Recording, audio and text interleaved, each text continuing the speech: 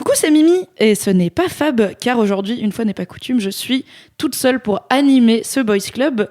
Le Boys Club, pour rappel, si c'est la première fois que tu viens, c'est le podcast de Mademoiselle sur la masculinité, où un mardi sur deux, avec Fab d'habitude, mais là c'est juste moi, on interviewe un homme et on lui demande c'est quoi son rapport à son genre. Et aujourd'hui, je ne suis pas vraiment seule, puisque je suis en très bonne compagnie, je suis avec Alex Ramirez. Et c'est le moment où j'interviens. Oui. Bonjour. Bonjour Alex, bienvenue dans The Boys Club. Merci, c'est très doux. Est-ce que oh, déjà, c'est déjà doux. Est-ce que tu peux te présenter pour les gens qui ne sauraient pas encore qui tu es? Je m'appelle Alex Ramirez. Voilà, bravo. Avec un S oui. à la fin. Sinon c'est un surfeur. Ah, je sens que tellement de gens t'appellent Ramirez. Sinon c'est un surfeur mexicain. Okay. Je précise parce que souvent il y en a qui préfèrent. Je suis donc je dirais comédien, humoriste, youtubeur. J'aime bien raconter des histoires sous quelle forme qu'elles soient.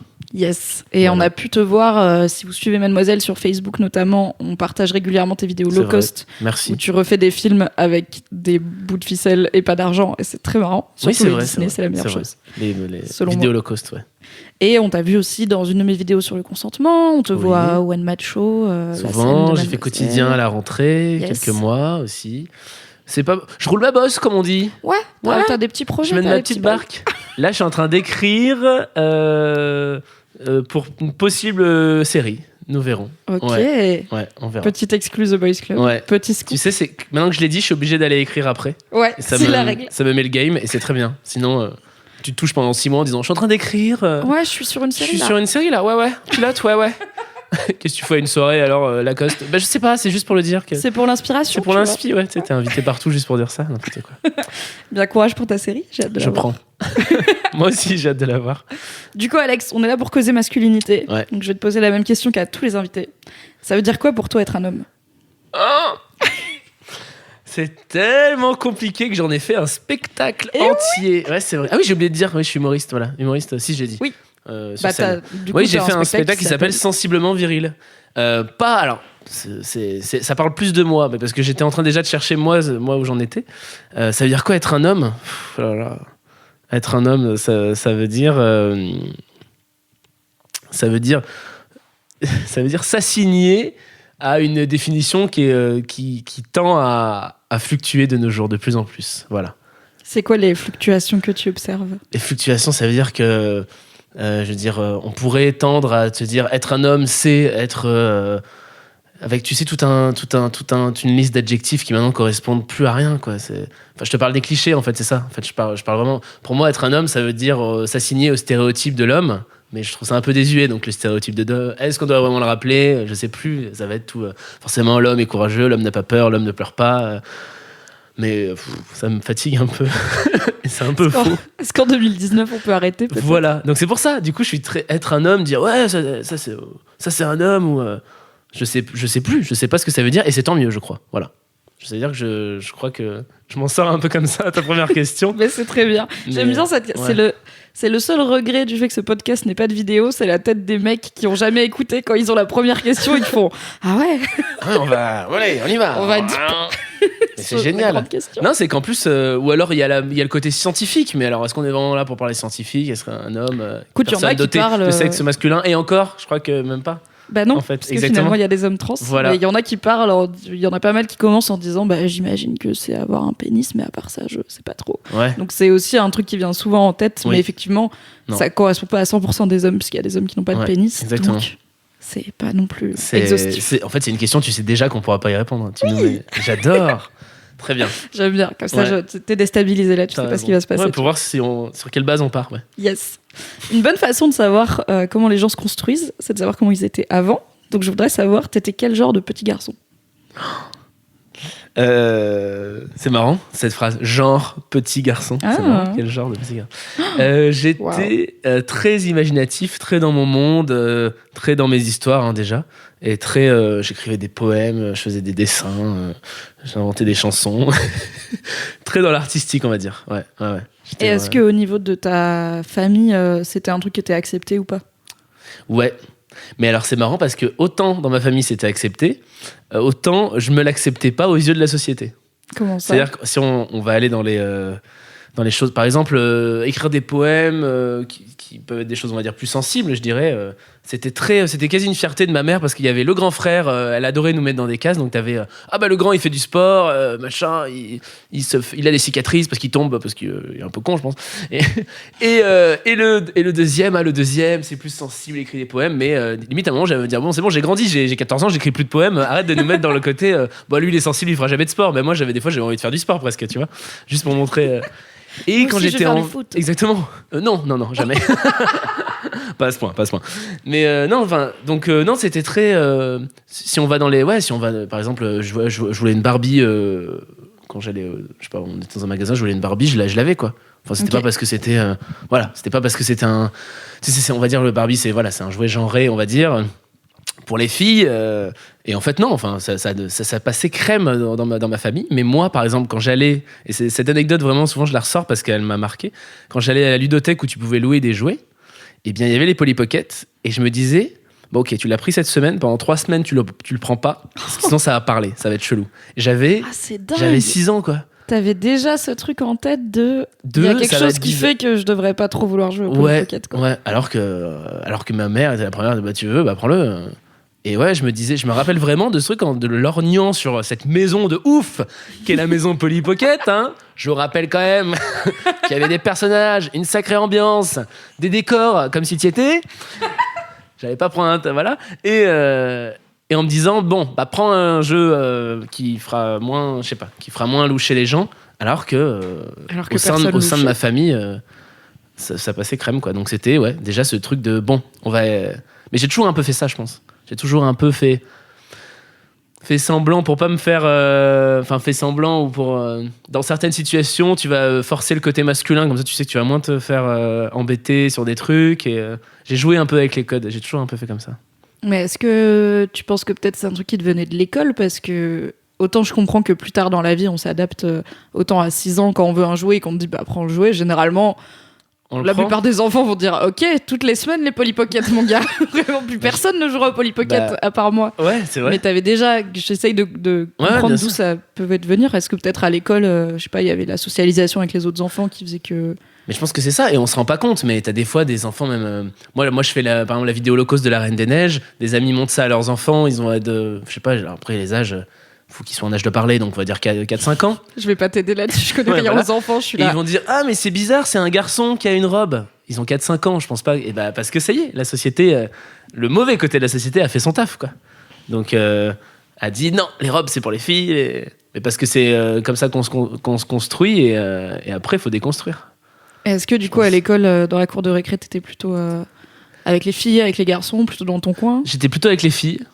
J'étais plutôt avec les filles. Et c'était cool. Et j'avais une meilleure amie et on était tous les deux dans notre coin.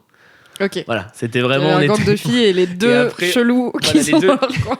On était les deux freaks avec plaisir. Ouais. Puis nous, on jouait déjà à Harry Potter parce que sauf que personne connaissait. On lisait déjà les Harry Potter. C'était avant que ce soit cool. Exactement. Donc on était... mais c'est qui Rogue? On faisait laisse tomber, vas-y, non, on va jouer. Tu peux pas comprendre. C'est qui ton préf dans Harry Potter? Mon préf Ou ta préf? Ou ma préf, ouais. Je crois que c'est marrant, je me suis jamais...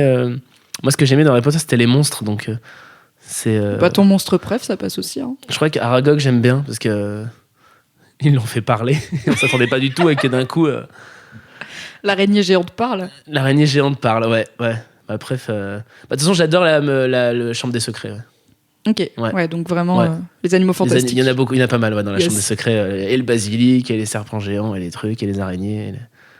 Et le 4, parce que énigme en tout genre. C'est un escape game, le 4. Hein, oui. tu mets l'œuf dans l'eau, t'entends le truc. Après, c'est un mystère, c'est une énigme, voilà, c'est un poème, machin. C'est Fort Boyard mélangé à... Il n'y a pas trop de cours, pas plus mal. Fort Boyard avec des dragons, quand même. Voilà.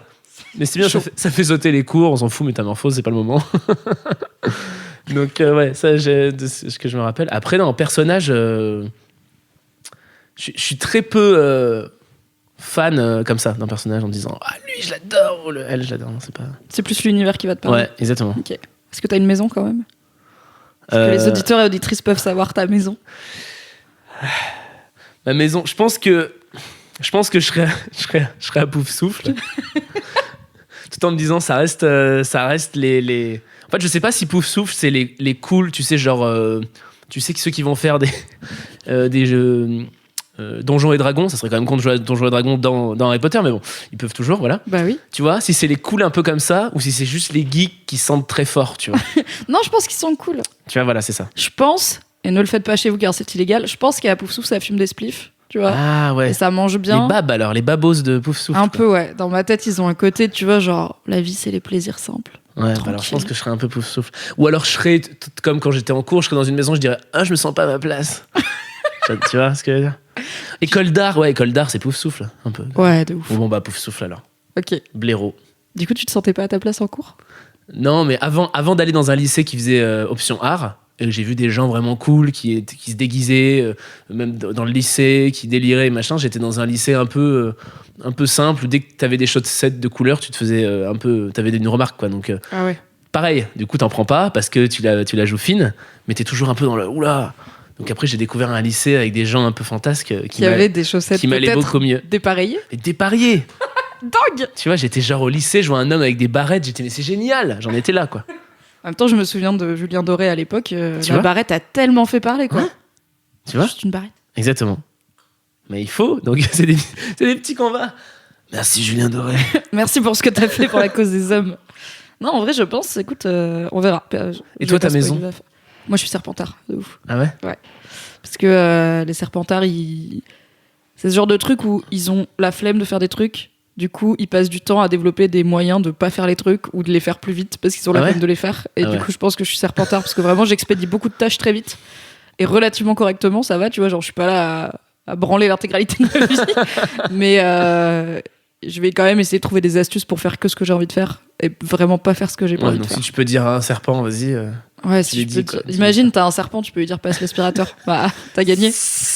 Ouais, c'est du boulot de sagouin par contre. Hein. En même temps, est-ce que je passe très bien l'aspirateur? Non. Moi, c'est la maison de Serpentard dans le 2 où c'est sous l'eau, les fenêtres. Je me suis dit, oula, trop peu de lumière pour moi. Ah, c'est humide. Hein. Ouais, c'est humide, tu vois, c'est ça. Bah, et les reptiles, c'est pas moi qui ai fait l'architecture. Mais je pense que je serais avec. Si je draguais un mec, je serais avec un Serpentard, je pense. Parce que ah ouais, t'aimes bien les bad boys. Mais j'aurais un côté attirance-répulsion. Parce que j'ai ça avec les serpents. Et je pense que. Non, ça serait passion, mais ça durerait pas longtemps. Okay. Je finirais avec un cerf d'aigle bien dans ses bottes, des petites lunettes, qui me dirait oui, tu sais que l'astronomie c'est intéressant. Je dirais vas-y, c'est pas grave. Parle-moi des étoiles. Ouais, parle-moi des étoiles, on en est là. Du coup, est-ce que t'as eu une vie amoureuse on va faire ta vie résumée par Harry Potter. Ok, ça va être des points d'ancrage et du coup on va développer ta vie très bien. C'est parfait. Du coup, est-ce que t'as eu une vie amoureuse passionnelle? J'ai eu une vie amoureuse passionnelle ou est-ce que j'ai une vie amoureuse passionnelle? Les deux, ça dépend si c'est fini ou pas. Ouais, voilà. Si tu me dis je vais finir avec un cerf d'aigle avec des lunettes, je me dis bon, il y a peut-être eu une période bad boys et maintenant on est avec un prof d'histoire, tu vois, je sais pas. Ouais, c'est vrai. Non, je dirais que j'ai... si on compare ça à... J'ai eu des envies de Serpentard, mais ça c'est... Je suis en plein dans cerf d'aigle là. Ok. Non, j'ai une vie amoureuse et... Ouais, j'ai une vie amoureuse, mais qui s'est manifestée, mais hyper tard. Je pense que j'étais un enfant très longtemps dans ma tête, en fait. Ah ouais, c'était quand tes premiers émois? Les premiers émois, ça devait être à 19. Après, il y a eu des périodes de traversée du désert. Après, ça reprend à 21. Il y a des trucs, souvent, tu sais, je sais pas, vers 16, il se passe des trucs et tout. Ouais, même si c'est unilatéral, quoi. C'est juste voilà. T'es amoureux et. Ouais, exactement. Tu même pas, sexuellement, machin, pour moi, je me considère comme. J'étais asexué dans le sens où j'étais, je pense, encore dans les Playmobil, les Pokémon et Harry Potter, pour le coup. Polly Pocket, moins. Moi, trop petit, après, j'ai. Mais ouais, enfin, il y avait un peu un côté où ça me. Et puis, toujours ce côté, sachant que je suis gay. Peut-être ce côté où tu te dis bon alors ça va être vachement plus compliqué pour déjà en parler, exprimer. Je pense que déjà quand t'es ado t'as un désir qui naît, tu sais pas trop comment ça se manifeste. Si en plus t'as un désir qui naît mais qui est différent de la majorité, tu sais encore moins comment en parler, quand en parler, avec qui et t'y vas par petit pas. Je pense que ça prend plus de temps. Aussi. T'avais pas de potes homo ou dans ton lycée où il y avait pas des gens qui avaient fait leur coming out et où tu te disais ok peut-être ouais non je pourrais aller lui proposer un café juste pour comprendre c'est quoi, j'ai pas eu le manuel s'il vous plaît. Non et en plus les seules représentations d'homo dont je me rappelle c'était pas mes potes, ils étaient dans une autre classe et tout et puis en plus j'avais aucun atome crochu avec ces personnes là, pas parce qu'ils étaient homo mais parce que je me sentais pas du tout je me disais pas tiens vas-y on peut être potes, ouais exactement, donc en fait et la première personne à qui j'en ai parlé, c'était une amie au lycée, et elle a fait la réaction que tu veux surtout pas avoir. Donc du coup tu fais ok, je peux aller m'enterrer là maintenant, machin. Et après j'en ai parlé à des gens qui faisaient oui, d'accord. Enfin, du coup c'était très ok, d'accord. Mais qu'est-ce qu'il a fait J'allais dire paniquer, mais surréagir. Elle s'y attendait pas. Ouais, je sais pas, elle était dans Closer, je crois. C'était un scoop pour elle. C'était non, mais non, il se passait des trucs au lycée, quoi. C'était un peu Madison College, comme j'appelle pour moi. Dès qu'il y a des histoires, tu sais, des amourettes, des embrouilles, même quand t'es plus au collège, moi je dis c'est un peu Madison College, quoi. C'est un peu machin. Il avait dit que machin, il avait nanana. Ouais. Et tu sais qu'Alex, apparemment, il est voilà, gay. exactement. Okay. Et du coup, non, elle était digne de confiance, mais voilà, c'était. C'est un podcast où on coupe des trucs quand c'est pas très rythmé. Peu. Ah ouais. Non, très peu. C'est pas un podcast du rythme, c'est un podcast. Ah ouais, d'accord. La vraie moi, j'ai pas l'habitude de ça. Ouais. Je vais couper peut-être s'il y a un long silence, si t'as besoin de comme celui-ci, pipi, tu vois. Ce genre de truc long. Je coupe. Ouais, okay. Ça c'est trop long, tu vois. Et en même temps celui-là je vais le garder du coup. Les gens ils vont être là. Il marche mon casque. Ah ok, elle est con. Voilà. Désolé les gens, j'ai été con. Mais quoi, à quel moment toi tu penses que t'as su que t'aimais les garçons avant de le dire à des gens qui ont plus ou moins réagi fortement? Un moment où je me disais bon, les filles, c'est pas ça. Un moment où j'ai embrassé une fille, je devais avoir 18 ans avec la langue et tout. Sinon, je faisais beaucoup de smack aux filles quand j'étais enfant. C'était très drôle pour moi. Je sais pas, j'aimais bien. Mais vraiment embrasser une fille avec la langue et j'étais oh bah non, bah si c'est ça, oh, bon, oula. Non, ça va pas du tout, ouais, ça va pas. Et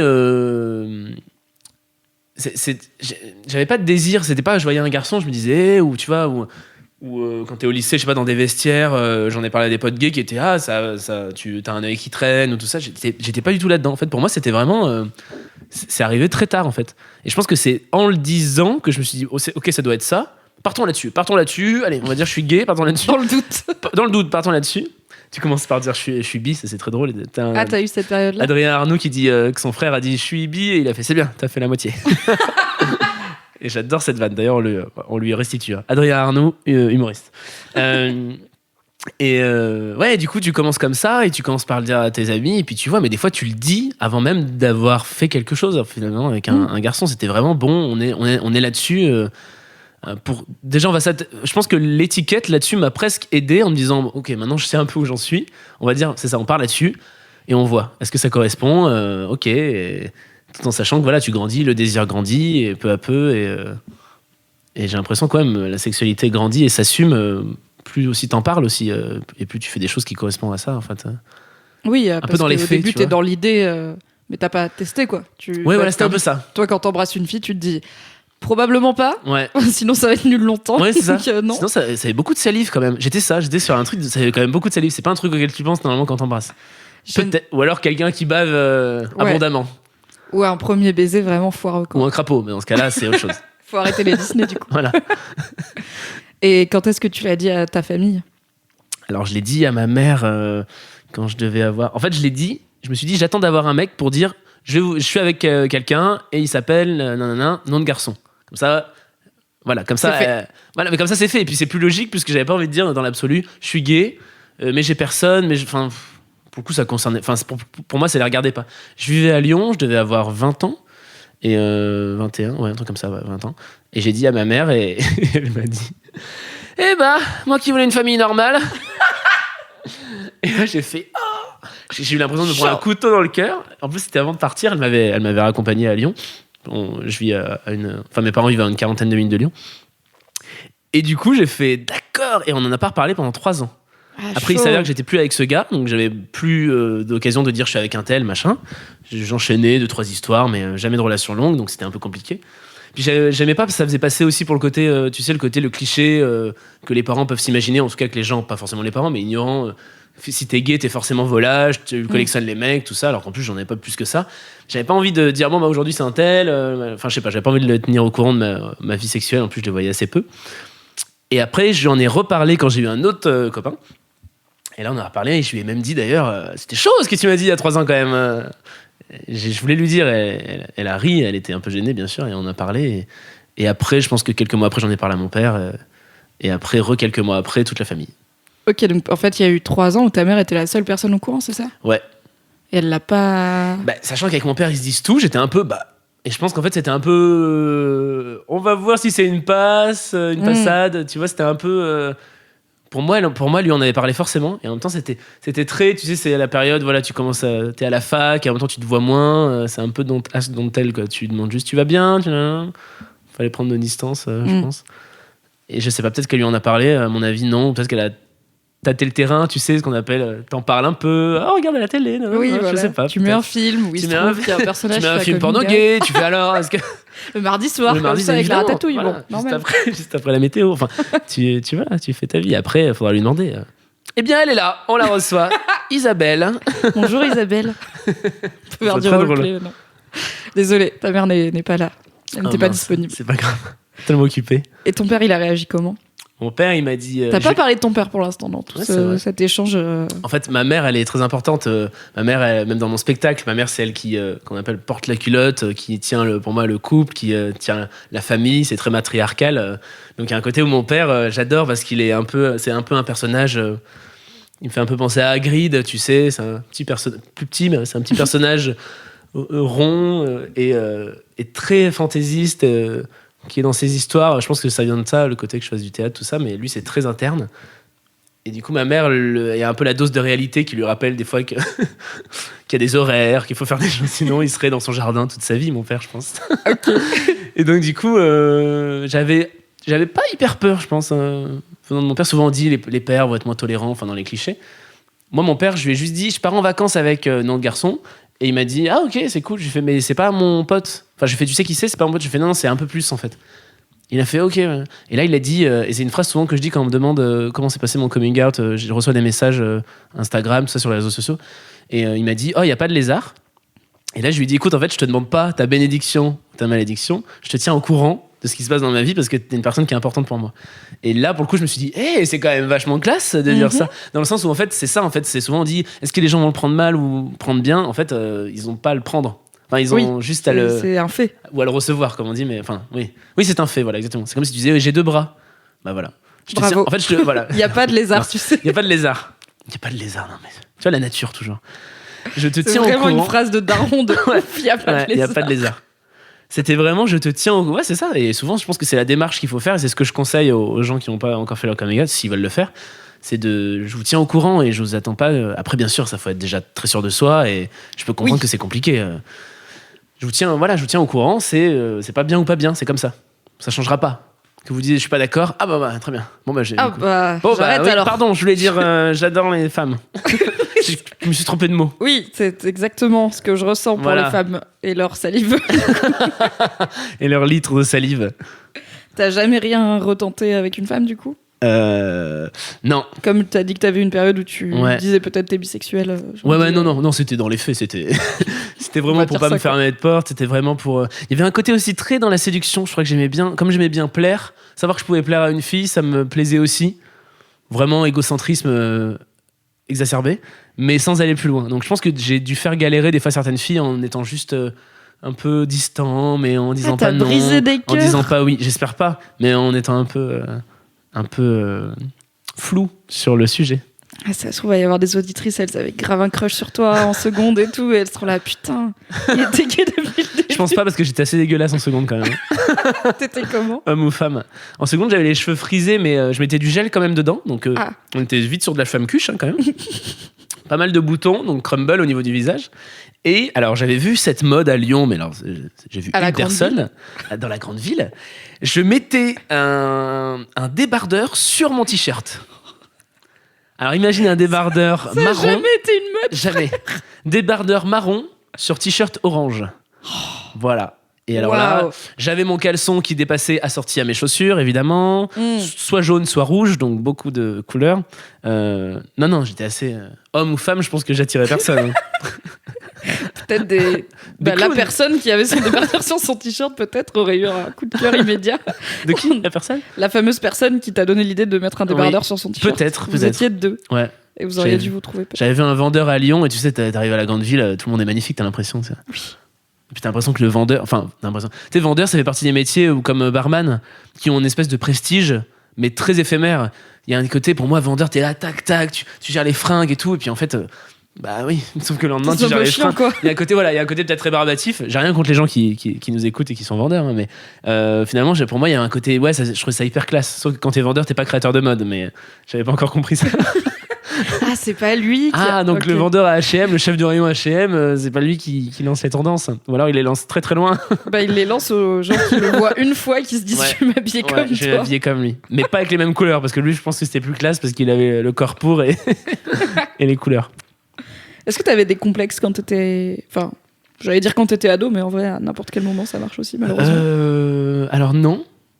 Non, je crois que j'avais un journal intime, un semblant de journal intime, parce que je finis jamais quand j'écris un journal intime, j'écris 3 lignes, et puis j'ai un moment j'avais dû écrire, envie de maigrir un peu, de me muscler, mais pas du tout. Non, c'est vraiment quand je suis arrivé à Paris, donc c'est-à-dire il y a 4 ans, que le game s'est installé avec le côté, mais pourquoi j'ai envie de m'inscrire dans une salle de sport, c'est ce que je raconte dans le spectacle, pourquoi, Et là je suis en train de perdre mes cheveux aussi, un peu.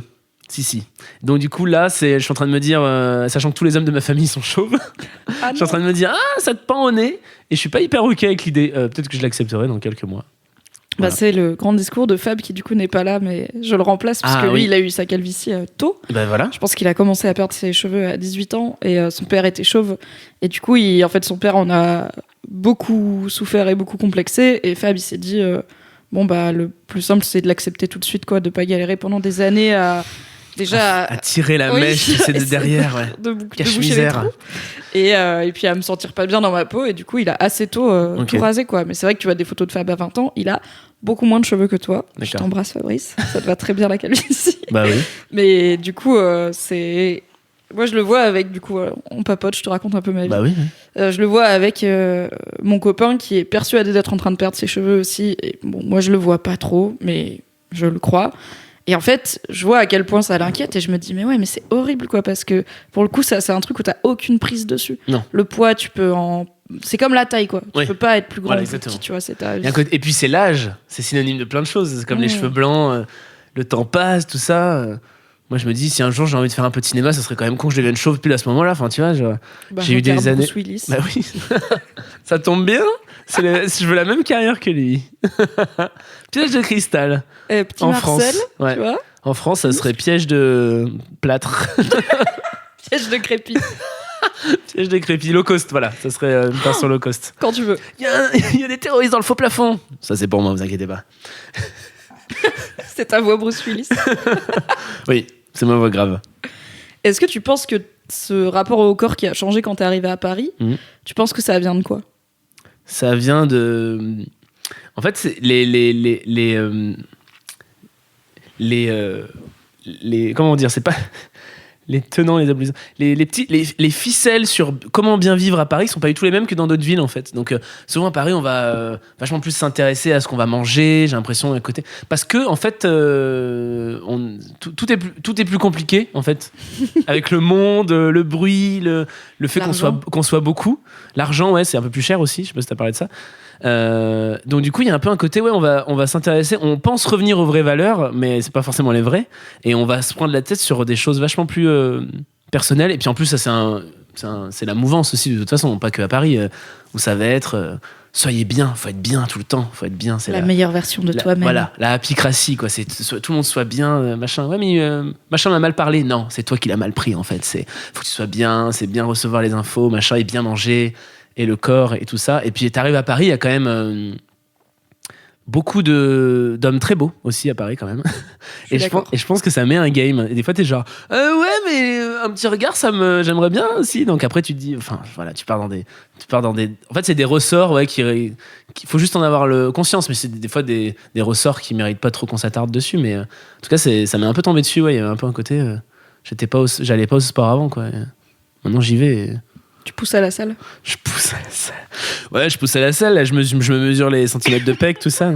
Non, en fait, je contrebalance parce que quand j'écris, j'ai un côté, justement, peut-être Gryffondor, pouf souffle.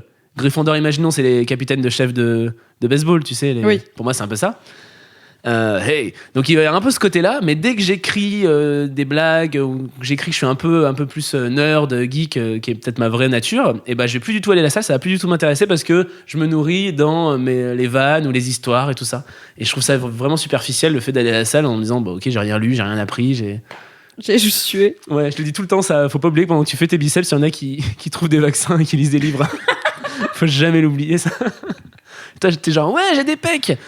Puis le fait, tu vas des fois l'été, tu vois des gars qui sont en vacances. Je sais pas, moi j'étais en Grèce cet été. Ils vont à la salle le matin, en vacances, hein. L'après-midi, plage où t'es juste là à bronzer. Le soir, t'es en soirée. Tu fais, mais ils font toute l'année, tu fais pour une semaine de vacances comme ça sur la plage. Tu dis, c'est quand même le ratio, tu sais, Oui. investissement. Plaisir. Il est quand même restreint. Quand même con, tu vois. Il faudrait aller plus en Grèce. Alors qu'un petit éclair au chocolat toutes les semaines. Le ratio est excellent. Et ouais, exactement, voilà. Donc je sais pas, peut-être que tu me verras dans quelques années, je serai comme mon père, rond et chauve. Et très heureux. Parce que ton père il a l'air heureux dans son jardin. Oui, quoi. exactement. Exactement. Il n'y a pas de lézard. Hein. Non, il n'y a pas de lézard. Ce sera le nom de ton prochain spectacle. Ah non. Alex Ramirez dans Il n'y a pas de lézard. Et toutes les autres expressions ringardes. C'est quoi ta relation avec ton frère? Parce que du coup, tu as parlé que tu avais un grand frère. J'ai un grand frère, ouais. Ma relation avec mon frère, elle est. Je vais pas m'attarder dessus, mais elle est compliquée. Okay. Ouais, elle est compliquée. Il est pas. En fait, pour faire simple, il est pas du tout OK avec le fait que je sois gay. Et du coup, ouais. Et moi, on s'est jamais vraiment entendu, même avant. En fait, on est vraiment très différents. Et en fait, là, j'ai baissé les armes. En fait, j'en avais marre de me battre parce que moi, je l'aime en fait, mais c'est pas possible. En fait, je peux pas le contrôler. C'est mon frère, donc en fait, il y a un côté où je l'admire. Je sais pas, je l'aime. C'est mon grand frère, quoi. Il y a un côté hyper. J'arrive pas à me le dire. Et du coup, comme à chaque fois, ça me fait mal parce que tu te casses les dents face à un mur. Là, je suis en mode, j'ai la flemme de faire des efforts. Donc, on est un peu en froid. Oh, c'est triste. Ouais, mais en même temps, comme on n'a jamais une complicité de malade, ouais. Il n'y a pas un truc de c'est con, rappelle-toi quand on faisait ça, quand on faisait cette Corée, quand on faisait ce château Lego, machin. Jamais, il n'y a jamais eu ça. Donc en fait, je peux pas, je peux pas regretter un âge d'or. En fait, je pense que dès que je suis arrivé, il a eu un problème. Ah, il était jaloux d'avoir un petit frère qui a de l'attention et tout. Peut-être, ouais. Il s'est passé quelque chose. Et je pense que je devais être aussi insupportable sur certains trucs, mais tu sais, des fois, les frères, ça se chamaille. Mais là, c'était même des fois l'indifférence, quoi. C'était vraiment deux. Ok. Voilà. Donc. Et tu sais d'où ça vient, le fait qu'il accepte pas que t'es gay? Est-ce que c'est. Parce que du coup, l'homophobie, surtout quand elle vient d'autres hommes, elle est souvent liée à la virilité et à ce qui est perçu comme pas viril. Ouais. Enfin. Ça arrive qu'il y ait un lien, du coup, c'est pour ça que je demande. Non, je pense pas que ce soit ça. Je pense que c'est plus interne. Je pense que c'est dans ses convictions. C'est pas, pour lui, c'est pas normal. C'est-à-dire qu'il veut bien me voir, mais il faut pas que j'en parle. Il faut pas que je ramène mon copain. Donc, tu vois ce que je veux dire? Oui, donc il veut pas que tu sois vraiment toi-même. Je suis juste une entité qui reste je suis une entité asexuée. Voilà, là pour le coup, je pourrais le voir et lui dire ouais, j'ai fait ça hier, j'ai fait ci, mais voilà. Moi, j'ai pas envie. Pour moi, ça fait partie de ma vie, donc j'ai pas envie d'éluder des sujets juste parce que sans raconter les détails forcément. Bien sûr, mais bon, ne pas te. Enfin, j'imagine que lui n'a pas. Lui, du coup, s'il est hétéro, il a pas caché le fait que il a une copine ou quoi, tu vois. Donc, il y a pas de raison que toi, oui. Exactement. Et tes parents, ils ont essayé de faire un peu médiateur là-dedans ou... Waouh, en fait, moi, je suis loin de. On arrive à faire des repas de famille où il est là et pas moi, et moi, on arrive à un peu garde partagée des parents. Et moi, tout ce que je peux, ils ont peut-être essayé, mais je sais pas s'ils ont essayé. Enfin, c'est pas à moi de leur dire, tu vois, ça serait compliqué de. Et je pense que là, on est un peu, c'est un peu statu quo là, c'est un peu la pause. Quand ils me voient, je suis très heureux de les voir, mes parents, vice versa, ils viennent à Paris. Et voilà, là, on est un peu à ce moment-là. J'espère que ça évoluera, mais j'ai pas envie d'être le moteur de ça. Ouais, je comprends. Voilà. Mais voilà. Ouh là là, dis donc. Ouh là là. Ça plombe, hein. Non, écoute, ça fait partie de la vie aussi, hein. Ouais. J'aimerais que tous les invités aient une vie trop chouette avec zéro zone d'ombre. Mais non, mais là, c'est pas vraiment une zone d'ombre, mais ouais, ça fait partie du jeu, quoi.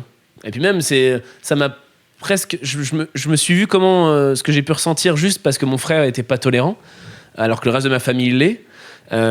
Du coup, j'ai eu un petit échantillon malheureux de ce que peuvent vivre certaines personnes qui sont rejetées de toute leur famille. Et là, je me dis, waouh, ça fait bien mal. Ouais, ça fait bien mal. Donc moi, je l'ai vécu, un tout petit peu, quoi. Ouais, j'espère qu'il finira par J'allais dire par grandir, parce que dans ma tête, c'est un peu ça. C'est genre, Ouais, le ouais. mec Oui, c'est grandit, ça, pour enfin, être intelligent, je sais pas, mais alors, il y a du chemin. Hein. J'ai pas envie de lui donner les. Il y a un peu un côté, c'est ce que souvent, des fois, t'as envie que les gens acceptent et tout, et après, tu te dis, finalement, s'ils acceptent pas, je perds pas grand chose, en fait. C'est Ouais. peut-être, tu vois. Je suis un peu en mode. Allez, c'est derrière moi, en mode guerrier, un peu. Et pas en Ok. mode, s'il te plaît, aimez-moi, tu vois. Parce que sinon, t'es là à ramper, et ça peut marcher même sur plein d'autres personnes, hein, des fois. Après, il s'avère que si ça avait pas été mon frère, je serais pas. Quelqu'un qui me dit je suis pas OK avec ça, je lui dis bon bah bye et je le revois plus jamais. Là, du coup, c'est parce que c'est quand même. On a des liens qui font qu'on connaît certaines personnes, on a certaines personnes en commun, comme des parents, Par exemple. par exemple. Donc voilà. Et ça devient de plus en plus un étranger pour moi et je trouve pas ça plus mal. Ok. Ouais. C'est quoi ton rapport avec les mecs de type pote et tout? Parce qu'il y a pas mal d'invités qui ont des amitiés qu'on peut qualifier d'amitié virile, mais au sens un peu archaïque du terme, comme tu disais au début, Ok. genre la virilité à l'ancienne. Et... Ouais, les potes. Ouais, mais où du coup, il n'y a pas beaucoup de profondeur et de vulnérabilité dans cette amitié, tu vois. C'est D'accord, plus ouais, genre, ouais. on va boire des coups, Ouais, et on va finalement, mater des petits culs, on parle de rien et on sait parle pas de nous. Ouais, ça va. Et on va parler fort. Voilà. Non, ça me fatigue. Ça, je sais pas faire déjà. Et même des potes qui sont comme ça avec d'autres potes, ils sont pas comme ça avec moi. C'est-à-dire que j'ai Ok. réussi à. J'ai peu d'amis garçons. Mais ouais, enfin, c'est-à-dire qu'ils ont un humour. Ils ont un humour vestiaire, mais entre eux. Et moi, je vais être là. Et on va avoir un autre style d'humour, mais on va être tous les 3 ou tous les 5. Mais ça va très bien se passer. Mais moi, je sais que je participe pas à ça. Et ils le savent. Et je sais pas, il y a un côté où on est pour ce qu'on est, quoi. Donc, Ok. c'est un peu comme ça, ouais. Je sais très bien que si je les laisse. Il y a un pote et son cousin qui est aussi mon ami. Et si je les laisse tous les deux, ils vont jamais parler de la même chose que si moi j'étais qu'avec mon pote, quoi. Ils parleront pas. Ils parleront d'autre chose, quoi. Parce que c'est des mecs. Les gars. Ouais. Et je sais même pas parce qu'en même temps ils ont une part de sensibilité qui cache pas du tout, quoi. Mais faut juste. C'est d'ailleurs pour ça qu'on s'entend bien aussi, je pense. Ils trouvent leur compte. À avoir des amis, enfin du coup t'arrives à avoir des amitiés masculines avec de la sensibilité et de la vulnérabilité même de ton côté, tu vois, ça pourrait être un truc qui bloque ou qui vient pas naturellement, quoi. Bah oui, c'est vrai. Mais alors c'est marrant parce que je me sens pas forcément plus sensible ou plus vulnérable quand j'ai des amitiés avec des filles. C'est peut-être moi mon mode de fonctionnement. Moi, ça va être très dans la vanne. C'est-à-dire qu'on rit beaucoup, pour cacher peut-être des trucs, mais c'est pas on va mater des culs, mais c'est on va faire des vannes, on va rigoler, on va raconter des conneries. Et des fois, là, j'ai appelé une pote, on en a parlé 2 heures, je sais même pas comment elle va. On a fait que des blagues. On a une mise en scène, on a créé tout un truc, on a créé 12 sketchs qui riment à rien, on a pris des fous rires, mais je sais même pas ce qu'elle a fait la veille, si elle a revu son gars, si je sais pas du tout. Parce fallait qu'on rie d'abord. Je pense que maintenant, j'en suis un peu là. C'est très bizarre, les amitiés sont en train d'évoluer en ce moment. C'est très un besoin de. On s'appelle, il faut qu'on rigole. Ok. Donc voilà. C'est marrant parce qu'en plus c'est littéralement maintenant ton métier Ouais. de faire rire les gens, mais c'est aussi c'est un métier et un hobby finalement. C'est un métier, un hobby. Et là, en fait, en ce moment, je suis pas programmé à Paris. Ah, ok. Et donc, du coup, je crois que j'ai un gros manque. Donc, Ok. ouais. Je crois que c'est. Je vis un peu pour ça. Pas pour faire des blagues, mais pas pour forcément faire rire, mais en tout cas pour m'amuser, rire et dire des bêtises. Et qu'est-ce qui t'a amené vers la scène et enfin t'as quand même un one man show assez jeune finalement et enfin je vais le refaire. Comment ça? T'es monté sur scène assez jeune Oui. et t'as ton propre one man, donc c'est Ouais. trop cool. Qu'est-ce qui t'a amené à te dire ok je vais monter sur les planches et faire rire les gens? Alors moi j'ai fait un club théâtre. J'ai suivi ma meilleure amie Harry Potter là quand on était dans notre Mhm. club. Ah, tout ça. On va l'appeler Hermione du coup. Hermione. Ou Luna. Elle comme tu adorerait.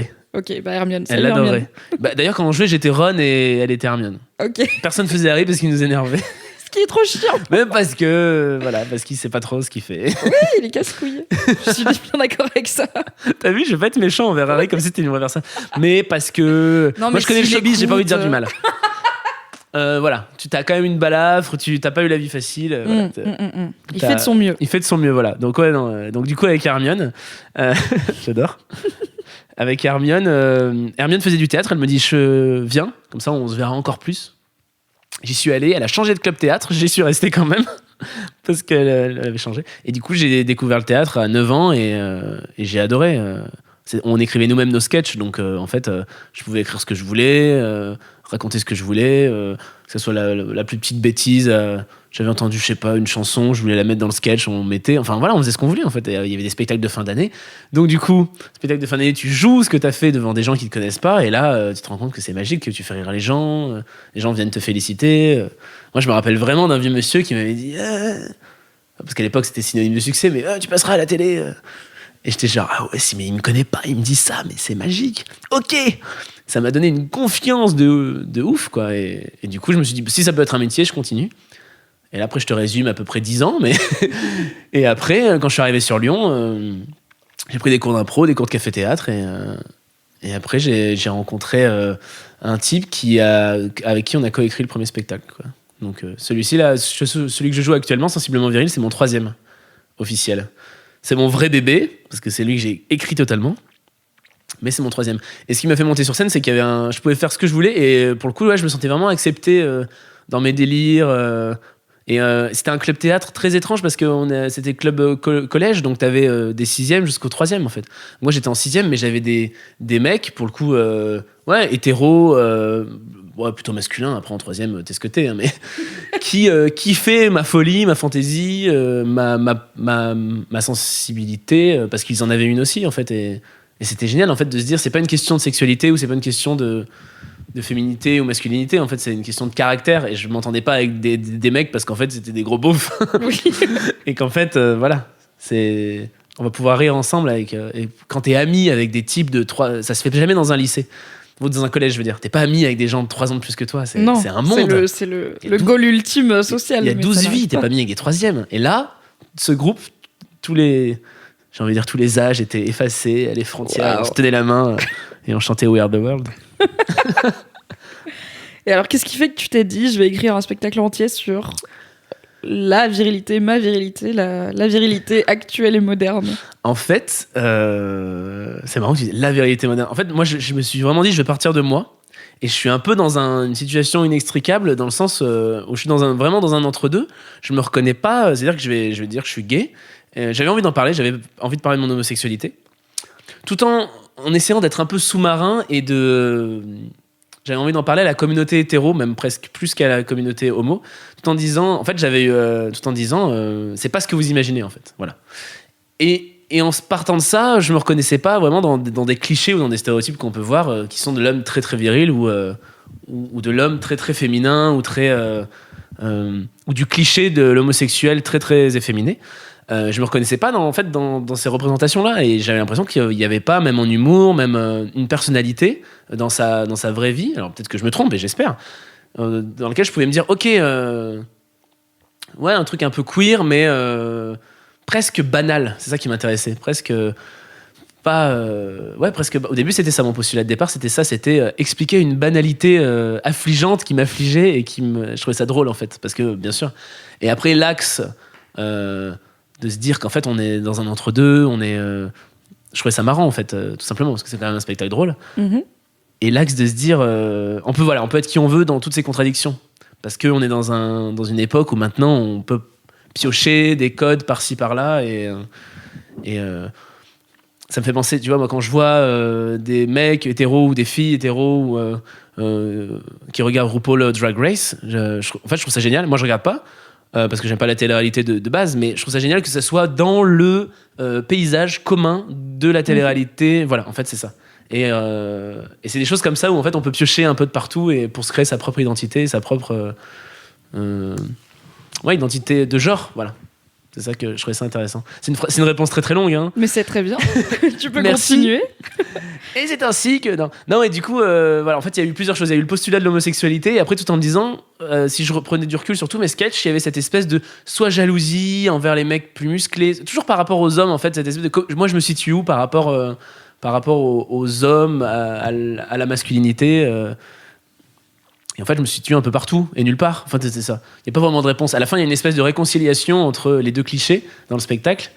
Mais finalement, la recherche continue. Et c'est ça qui est intéressant, je pense. L'évolution permanente. Ouais, exactement. C'est-à-dire que je ne sais pas si dans les prochains spectacles, je serai plus ou moins viril. Je ne sais pas. Et c'est tant mieux. On verra. Rond et chauve, peut-être. Comment ? Peut-être rond et chauve, du coup. Ouais, rond et chauve. avec des talons, peut-être. Tu vois. Peut-être. Exactement. On sait Belle pas. vision mentale, belle image mentale. Ouf. Hein. C'est quoi les réactions, notamment des hommes à ton spectacle? Ils te disent quoi, les mecs qui viennent te voir? Ils sont assez. Tu penses quoi? Homme hétéro, homme gay, homme? Un peu des deux, mais en fait, je me dis que j'ai pas beaucoup d'exemples en tête. Et peut-être c'est un manque de culture de ma part. Où j'ai du mal à imaginer beaucoup de cadres où des hommes, une centaine de mecs, va s'asseoir pour écouter un truc qui parle de masculinité pendant 1 heure, tu vois. Ah, Il y a pas tellement de plateformes, et donc il y a quelques podcasts, il y a quelques chaînes YouTube, il y a quelques spectacles comme le tien, mais au final, tu vois, il y en a pas tant. Alors que des spectacles de femmes sur la féminité, je pense que il y en a plus, des humoristes femmes qui ont parlé de c'est quoi être une femme, etc. Et des rapports hommes-femmes et tout ça. Mais je me dis, en fait, il y a très régulièrement des mecs qui se déplacent pour t'écouter parler masculinité pendant 1 heure, et étant quelqu'un qui essaye de déplacer des mecs qui m'écoutent parler masculinité. En fait, c'est parce qu'ils s'en rendent pas compte, je pense. Ils viennent pour se marrer. Souvent, quand tu vas voir un. C'est comme c'est pas présenté comme un traité sur la masculinité. Oui. En fait, ils savent pas ce qu'ils viennent voir. Ça va pas être. Je pense qu'ils viennent voir un one-man show, ils viennent se marrer, et finalement, ça va parler de sensibilité, de virilité, de féminité. Et non, j'ai pas mal de mecs qui se disent moi, j'ai eu des hommes hétéros, gays. C'est même encore plus, si on va aller, parce qu'on sort un peu des clichés, mais c'est plus intéressant d'avoir presque des hommes hétéros, parce que j'ai l'impression qu'il y a un carcan encore plus lourd sur eux, sur ce qu'on attend, ou même dans un couple, des fois c'est même la femme qui va leur dire mais attends, j'attends toi que tu sois comme ça, alors que non, enfin personne n'attend ça, et qui se disent moi j'ai des couples hétéros où t'as le mec qui me dit moi je suis sensiblement viril, et enfin c'est devenu un mot, ça veut presque tout et rien dire, mais c'est l'oxymore, quoi, qui me disent moi je suis sensiblement viril, et ça fait plaisir de voir, et des fois t'es même en disant il me dit ça, c'est parce que pour moi, sensiblement viril voulait dire, ok, ça veut dire en gros je suis gay, tout ça. Et non, rien à voir. Et je suis content même que ça aille plus loin que ça. Donc non, ils sont assez contents de ça. Et du spectacle, parce que finalement, tu as ri de tout ça, et t'as pas eu l'impression d'avoir réfléchi, ou de dire, j'ai pas dit, tu vois, à la fin, c'est pas, et vous? Qu'est-ce que vous faites? Où vous en êtes? Exactement. Mais moi, je veille, en tout cas, dans mon spectacle, que ce soit, ça critique personne, et que ça soit pas revendicateur dans le sens violent ou énervé, mais plus toujours cette espèce de subtilité un peu en sous-marin, où finalement on va faire réfléchir sans s'en rendre compte. T'es vraiment un caméléon, quoi. T'es là en mode on va parler masculinité. Non, vous venez voir un spectacle d'humour. On va rire, okay. On va parler de la salle de sport, mais finalement mais parce que je m'en suis rendu compte après, en fait, c'est quand tu prends du recul sur tes sketchs, en fait tu dis d'accord, en fait je parle souvent de ça, parce que c'est ce qui m'intéressait, ou ce qui m'interrogeait à cette période-là, et qui m'interroge toujours. C'est pour ça que je joue encore le spectacle, mais c'est souvent du recul comme ça. Moi, je me dis pas, tiens, je vais dénoncer ça. Non. T'écris, et puis au bout d'un moment, tu fais, attends, il y a un fil conducteur. C'est quand même souvent ça. Okay. Bon, ce sera sur les pommes de terre, sur celui-là. T'imagines? Est-ce que t'as déjà suivi une thérapie? Non. Ça fait plein d'épisodes à la suite que je parle, que je pose la question, donc je me dis... Non. La phrase bateau, ça va être la thérapie, c'est la scène. Ma thérapie, c'est la scène. Mais ouais, en fait, c'est un peu ça. J'ai de plus en plus réglé mes problèmes, ne serait-ce que assumer mon homosexualité. Avant, je pense que le mot homosexualité, je faisais homosexualité sur scène, parce que je crois que je l'ai dit une fois, le mot homosexualité, et j'avais vraiment... Ouais, en fait, c'était vraiment un boulot à faire, et le fait de le répéter, de le jouer, et de le redire, et de le redire, et de le re-redire, je suis de plus en plus fort à le dire, et de plus en plus de moins en moins rouge quand je le disais, de moins en moins c'était un peu une erreur de ma part, mais comme si j'avais honte, ou comme si il fallait vraiment que ça se travaille, que ça évolue, et que je m'assume, même en tant que mec ou tout ça. Et donc du coup le spectacle aide à mort. Écrivez des spectacles. Non seulement les gens payent pour venir vous voir, alors que le psy, c'est toi qui le paye. Exactement. Et en plus, il y a plein de monde. Astuce. Non, mais il y a plein on parle d'humoristes, mais qui règlent leurs problèmes sur scène. Moi, je pense à Blanche Gardin aussi, qui dit la phrase super, qui dit merci à ma psy de me laisser assez de névrose pour pouvoir en parler sur scène, et en même temps me les soigner pour que je puisse monter sur scène pour les dire. C'est un équilibre. Être la psy de Blanche Gardin, je pense que c'était là. Ok, on va prendre un café, c'est parti. Faut trouver la bonne. Tout en te disant, j'en ai encore pour bien 10 ans. Chouette. Chouette. Donc ouais, non, ça m'a aidé, ouais. m'aide. Parce que de l'autre côté, j'ai reçu il y a pas longtemps Mathieu Longat, donc, Oui. qui avait fait Bonjour Tristesse et qui est sur scène là, avec son premier one-man show. Yes. Et lui, il disait en gros, je sais que j'ai des névroses et j'ai peur d'aller voir un psy parce que j'ai peur qu'il me les soigne et que je puisse plus faire de l'art. Tu vois, pour lui, c'est pas par l'art qu'il se guérit, entre guillemets, mais il a peur que s'il va trop bien, parce Ouais. qu'en plus, lui, il est plutôt énervé dans son personnage, c'est D'accord. colère et dénoncer la politique et tout. Et du coup, il est un peu en mode, bah, si je suis heureux, je sais pas si je peux être artiste parce que S'il est apaisé, mon art, c'est pas d'être heureux, quoi. ça marchera plus. Et bah, moi, j'ai un peu réglé mes problèmes donc, autour de l'homosexualité, on va dire personnelle, ou même de ma manière de m'assumer sur ce spectacle. Donc, j'étais un peu dans ce cas de figure quand j'ai commencé à réécrire des nouveaux sketchs, en me disant, est-ce que j'ai encore des choses à dire sur ce thème ? Qu'est-ce qui me gratte ? Moi, je parle toujours de, voilà, qu'est-ce qui me gratte ? Ça veut dire que ça m'énerve pas.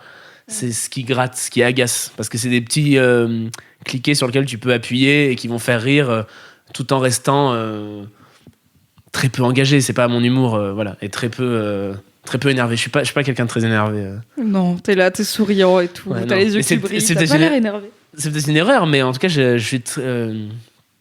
Ça sera un sketch d'ailleurs sur le fait que je m'insurge très peu. Tu sais, mais je ne peux pas te laisser dire ça. Je sais pas faire ça. Y a pas des trucs, genre t'as pas un truc qui t'énerve, quoi. Enfin, Bah, ça peut être une attitude, tu vois, c'est pas forcément oui. un thème de société. Oui, mais ça, bien sûr, mais les petits trucs qui m'agacent, mais il y en a plein. Non, mais qui t'énerve. Qui Genre, m'énerve vraiment. T'es en colère et t'as pas envie de rire, tu vois. Genre, Non, t'es parce en que colère. ça va m'énerver. Au moment où ça va monter, je vais soit passer à autre chose, soit me fermer, soit retourner dans mon monde merveilleux de bisounours, regarder des dessins animés et tout ira bien. Je suis très. Mais justement, c'est un truc à parler, c'est intéressant. J'ai peut-être beaucoup d'œillères, mais. Tu vois, en ce moment, c'est un peu la mode. Je pense sur les réseaux sociaux, tu sais, des vidéos hyper sensibilisatrices, même très dures des fois, hein, sur que ça soit ou que ça soit sur les migrants, des contextes sociopolitiques très durs, des personnes handicapées qui vont expliquer que c'était très dur leur parcours, tout ça. Et c'est quelque chose qui vont. Alors, je suis peut-être trop sensible, mais ça va me déprimer au point que je dis la vie c'est nul, quoi. Et donc je suis peut-être, je fais la réaction inverse, qui est un peu de. C'est pas que ça n'existe pas, c'est que je sais que ça existe, si je veux, mais on va. T'as pas envie de passer 2 On heures va à mettre voir un à quel suite avec point. des avocats et des bananes. Et tout ira mieux. Tellement beau sweet. Je suis très jalouse de Bah, ce merci. On peut pas dire la marque si on peut. Si on peut. on C'est est pas Olo. là. Ok. O-L-O-W. Je mettrai un lien dans la description, mais peut-être j'aurais acheté le dernier avant Ouais, vous. c'est vrai. On ne sait pas. Tu peux. Donc du coup, c'est un peu ça, ce que tu me disais, c'est le côté qui m'énerve beaucoup. Il y a juste un truc, pour le coup, ça va être vraiment sur la féminin, masculin, mais c'est des choses comme des erreurs que même moi je faisais, et je m'étais heurté à ça. D'ailleurs, à Mademoiselle, on avait fait un one man show il y a très longtemps, et j'avais dit, moi j'ai plus un humour féminin. Et quelqu'un, Mademoiselle, m'avait dit, mais ça veut dire quoi? Et j'étais genre, ah oui, c'est vrai, parce que. Et du coup, j'avais appris. On apprend tous les jours, c'est ça qui est génial, on apprend, on bouge, on réfléchit, on écrit, on change des choses. Et tu vois, juste hier, je regardais, c'était Guillaume Canet qui dit, il parlait des petits mouchoirs, et il y a le personnage dans le premier film de Benoît Magimel qui tombe amoureux de son pote François Cluzet. Yes. Alors qu'il est avec une femme et tout ça. Et il dit, c'était intéressant parce que, bon, sachant que Benoît Magimel, à la base, quand même, son personnage est assez masculin. Et j'étais genre, ça veut dire quoi, ça? Et c'est masculin, donc du coup, c'est hyper bizarre qu'il tombe amoureux d'un mec parce qu'il est quand même assez masculin. Et ça m'a agacé en mode. Donc j'essaye de faire. Voilà, je pense que c'est plutôt ça qui m'agace, mais parce qu'on est toujours agacé quand on maîtrise à peu près le sujet et qu'on a appris peut-être aussi. Je pourrais pas dire. Je pourrais m'insurger sur des trucs politiques, mais soit pour moi c'est tous des menteurs, soit il y a un côté où je passerai mon temps à être énervé, quoi. Comme certaines personnes. T'en parleras à Mathieu Longat, Ouais, du coup, ouais, qui est très souvent énervé. Donc voilà, ça va plutôt être ça sur des choses, sur des trucs qui sont pas inclusifs, ou sur des choses, des petits qui finalement sont très sous-jacents, et ça va passer à 1 heure de grande écoute et on va se dire ah ouais, ou des membres de ma famille qui vont faire ah elle c'est une vraie, ça se voit, ah elle c'est une vraie fille, hein. C'est une vraie fille, c'est une chippie, c'est une vraie fille. Et je suis genre tu vois, t'as envie de dire oula, j'ai pas le temps pour un débat, et en même temps si je dis rien c'est terrible parce que je participe à ça. Et du coup tu débats. Du coup, tu fais, tu montres ton mécontentement sans vous donner de leçons, parce que je trouve que c'est le pire. En fait, ça change encore moins les. Dire, t'as tort de dire ça. Ouais, ça, la personne sera encore plus fermée. Du coup, est-ce que tu. Je valide pas. Maintenant, je commence à dire même certains trucs où je fais sauf que des fois, tu sais que tu pètes l'ambiance. Hein. Ah oui. Et et moi qui en tant que jeune femme féministe, je suis habituée à niquer toutes les soirées. Tu casses l'ambiance. Ah oui. Et du coup, moi sachant qu'il y a une partie de moi qui est quand même le roi de la fête. et qui veut surtout pas mettre mal à l'aise les gens, qui veut surtout pas que tout le monde passe un bon moment, ces deux parties s'opposent. Et ça me donne un bon sujet de sketch que c'est en train de me dire là, en fait. Finalement. Ok. Je pourrais jouer ces deux parties de personnalité Qui s'opposent. Ouais, le côté je peux pas laisser dire ça, et en même temps, allez, on boit des verres, ça serait con de casser le rythme. On est bien, on est détendu. Ouais, mais c'est terrible. La grande astuce que Fab m'a apprise, encore une fois, je lui rends puisqu'il n'est pas là, c'est de juste demander. Quand quelqu'un dit un truc de genre un cliché ou une blague qui repose sur un cliché ou une discrimination, c'est de juste lui demander de t'expliquer et de dire en fait, j'ai pas compris pourquoi t'as dit ça. Ou qu'est-ce que ça veut dire, tu vois, genre ah ouais, ça veut dire quoi une vraie fille, mais pas en mode ah, je vais te piéger, non, mais tu en joues mode vraiment. ingénu, tu vois. Ah, génial. Genre si quelqu'un te dit une blague raciste, je sais pas, ah bah, je sais pas, les noirs ils courent vite, tu vois, t'es là, je comprends pas pourquoi c'est drôle. Et t'essayes, tu vois, la personne essayer de finir par dire non, c'est drôle parce que les noirs ils courent plus vite, et t'es là ah bon, les noirs ils courent plus vite, et l'autre il fait ah putain. Et ça peut être long avant que la personne se rende compte que peut-être t'avais compris pourquoi c'est censé être drôle, mais que tu voulais juste montrer que peut-être c'est pas drôle. Mais c'est génial. mais je pense qu'avec ta bonne tête en plus, tu sais, genre, on te donnerait le bon Dieu sans confession, tu peux vraiment faire ah, j'adore. J'ai pas compris pourquoi t'as dit ça. Et genre, comment ça? Explique-moi. Et après. Et en plus de là, c'est la personne qui fait voilà. Oui. Et t'es là, bon. Et tu vois, t'as rien dit, quoi. T'as donné aucune leçon. Super. T'as même pas donné d'opinion. T'es juste. En fait, si tu pousses les gens.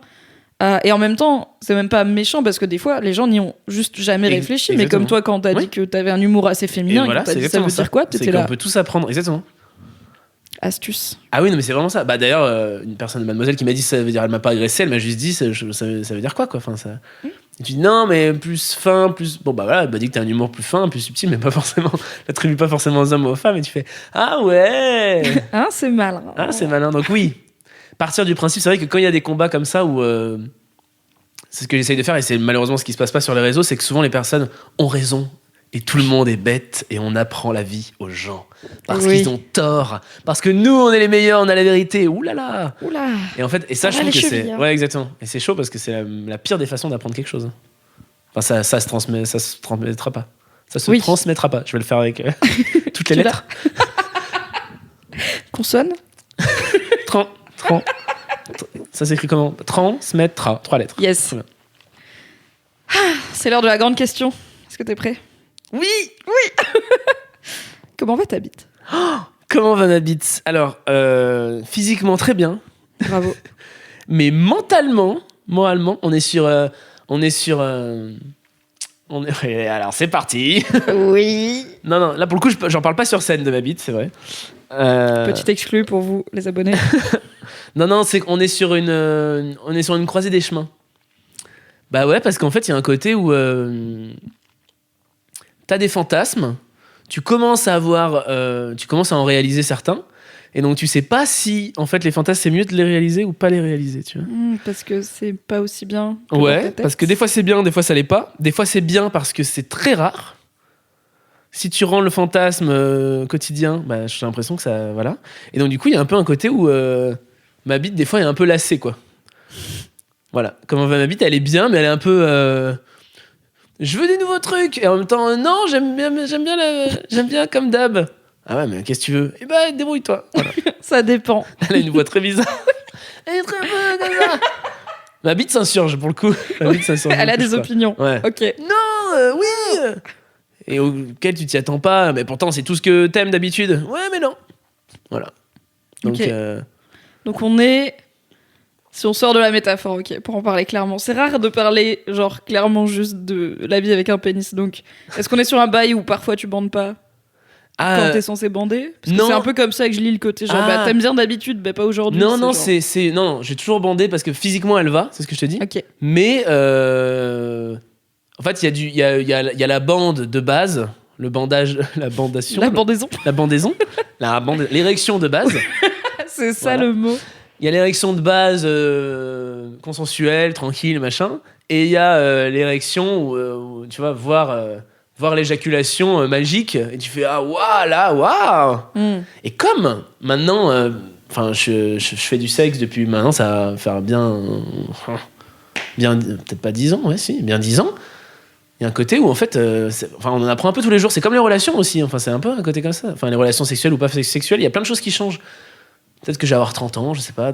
Mais non, physiquement, prête, mais je pense qu'il me faut plus. Je pense que je suis beaucoup dans c'est pour ça que je te parlais de fantasme et tout. Je peux pas être juste dans le physique, dans le mécanique. Ouais, dans le mécanique, exactement. Dans le mécanique. Ok. Donc elle est un peu à la recherche tout en étant... quand tu recherches, ça casse tout. Enfin, c'est très... Tu vois ? Yes. Je vois. Ouais, ça doit être compliqué, genre... Non. Les fantasmes peuvent pas devenir une banalité. Sinon, c'est pas un fantasme. Mais oui. Mais sauf que quand t'es... Tu sais, il y a un côté un peu quand t'es jeune, quand t'es ado, tu peux pas avoir toutes les images que tu veux. Il y a un peu un côté un peu interdit. Donc c'est toujours un peu un côté quand t'arrives à ce Graal ou à aller dans certains lieux, tout ça, t'es genre, ouah, machin. Mais après, quand t'es adulte, voilà, vacciné, tu vis dans ton appart tranquille, tu peux faire ce que tu veux. Du coup, c'est comme quand t'as envie de manger un burger et que tu vois une fois au McDo avec tes potes, t'es comme un dingue. Mais quand t'habites en face d'un McDo et que t'es adulte, au début, tu te dis, bah, ça y est, t'arrives à la fac, je peux me faire un McDo tous les jours. Ouais, mais au final... Bah, très vite, tu regrettes. Exactement, tu regrettes et t'as d'environ 4 jours, t'es pas bien. T'es pas bien et t'as perdu la magie qui appartenait au McDo. T'as enlevé au McDo sa magie, c'est bien ce que tu dis. Voilà, donc... T'as dit que tu vas avoir 30 ans ? Ouais, je vais avoir 30 ans. Tu dois avoir à peu près mon âge. Du coup, est-ce que t'as grandi avec du porno facilement accessible ? En gros, est-ce que t'avais Internet Non, j'avais pas Internet. J'ai un milieu assez modeste, donc mon meilleur pote avait Internet, mais mon meilleur pote, j'allais chez lui. Et en fait, comme son pote bossait... Son père travaillait à EDF, l'ordi était allumé toute la nuit. Donc j'attendais que mon pote s'endorme, j'allais dans le bureau et je regardais des photos. Pas porno. Je suis pas trop team porno. Ok. Ouais. Et un porno, c'est-à-dire qu'il faut que j'atteigne un stade de photos ou d'excitation assez élevé ou d'images pour aller dire, allez, maintenant porno. Mais tout de suite, un porno comme ça, je vais être choqué. Oh. Ouais, exactement. Et les meilleurs pornos, pour moi, c'est les mises en scène. Je crois que j'aime beaucoup, c'est les mises en scène. C'est le « Ah, bonjour », peut-être pas forcément le plombier, mais c'est très... on va raconter des trucs et c'est « Ah, tiens, bon, bah, je vais enlever mon t-shirt. » Mais si c'est mécanique, non, il n'y a plus personne. Si c'est juste genre les meilleurs moments de la vidéo mis à la suite. Les gros plans, les trucs, non, je suis pas... Mais ça, je suis peut-être... Est-ce que du coup t'as trouvé du... Finalement, je suis pas un romantique. Moi, je me branle sur l'intro, voilà. Ils ont encore leur pantalon. Je me branle sur le bonjour. Mais est-ce que t'as trouvé des pornos où c'est pas trop mal joué ? Parce que je me dis, en plus t'es comédien, ça doit être compliqué de s'enlever de la tête que putain, sur une cabotine. Oui. Ça, le fait que ce soit mal joué, ça appartient au fait que ça m'excite, je pense. Ok. Un côté très, tu sais où ils vont en venir. Oui, genre, on sait. Alors qu'un film où ils jouent hyper bien et un film que je connais pas et que ça commence à monter, tout ça, je vais peut-être être un peu dans un truc. Non, mais je suis pas là pour ça. Ou... Arrêtez, qu'est-ce que vous faites ? Arrêtez-vous, une ellipse, s'il vous plaît. Je ne veux pas avoir d'érection aujourd'hui. Ouais, voilà, ouais, c'est un peu ça. C'est un peu, non, c'est pas le lieu ni l'endroit, comme on dit. Ok. Ce qui veut dire la même chose. Mais... ouais, non, le fait que mais plus c'est mal joué, plus, enfin, c'est pas que ça me fait rire, mais des fois quand c'est vraiment mal joué, ça peut me faire rire. J'ai rencontré un type et après il m'a dit en fait je suis acteur porno et du coup j'ai tapé son pseudo et je le connaissais dans la vraie vie et je l'ai vu et j'étais genre oh là là, mais qu'est-ce que ça en rajoute. Ça m'a fait rire. Ça m'a vraiment. D'ailleurs ça m'a pas excité quoi. C'était voilà. Mais et ça va vraiment dépendre des mecs aussi. T'as des mecs qui vont jouer très mal, ça va vraiment faire partie du truc et t'en as des tonnes et tu vas faire oulala, ou même qui vont essayer de... Tu vas faire oulala, en fait toi c'est je sais pas, c'est au feeling, c'est au... Non mais c'est ça, t'es un romantique. T'as des coups de cœur. T'as des yeux, même t'as des gens, des mecs qui vont parler, ça peut m'exciter, ils vont juste me parler dans la rue et d'autres pas du tout et on va être dans des situations plus excitantes mais ça va pas forcément plus m'exciter. Ouais. Ok. Si je demande pour le porno, c'est parce que du coup, je pense qu'il y a beaucoup de gens de nos âges et plus jeunes qui ont dont la première vision de la sexualité c'était par le porno et nous savons tous et toutes, mais ça va mieux en le disant que le porno c'est pas la vraie vie. Ouais, que ces gens sont des professionnels qui font parfois des trucs bien acrobatiques. Ouais, voilà. on peut pas leur enlever. Ah bah ça taffe, écoute. Je pousse à la salle, oui, clairement. Et du coup, je voulais savoir si toi, ça t'avait peut-être coloré ta vision de ce que pouvait être la sexualité en plus entre deux hommes, qui est encore moins représentée dans les cours de SVT, on va dire. Hein. Oui, c'est vrai. Et du coup, est-ce que à ta première fois, tu savais à peu près où tu foutais les pieds ou c'était très... Un scandale, ma première fois. Ah ouais. Ah oui, un scandale. C'est un... Peut-être qu'un jour, j'en ferai un sketch. Je pense que j'ai dû utiliser 3 capotes que je n'ai jamais, sans aller au bout, sans aller à l'orgasme... nul, enfin non, terrible. Donc t'avais des capotes vides et propres, donc finalement qui jonchaient le sol avec les emballages. Non, nul. J'ai mis très longtemps à comprendre comment ça fonctionnait. Non, mais vraiment, pour le coup. Mais je me suis pas dit, tiens, je vais aller voir sur Internet parce que je pense que ça me dégoûtait trop ou que j'ai vraiment petit à petit et que ça me choquait trop aussi. Et je pense que même avec le recul, j'ai été trop jeune dans un lit nu, prêt à faire des trucs. C'était encore trop. Je sais pas, je devais avoir 20 ans, 21. Ok. Mais pour moi, j'étais encore trop enfant. C'était encore. Tu sais, t'en as, tu sens, ils sont motivés par un désir. Allez, on enlève les fringues, un truc, on sait pas où on en est là, quand on se retrouve là, et puis on y va. Et moi, c'était, je pense, bon, faut faire parce qu'on en est là, peut-être, tout ça. Mais un peu, oula, non, en fait, je suis pas prêt, ou ça me dégoûte, ou j'ai vraiment appris au fur et à mesure, quoi.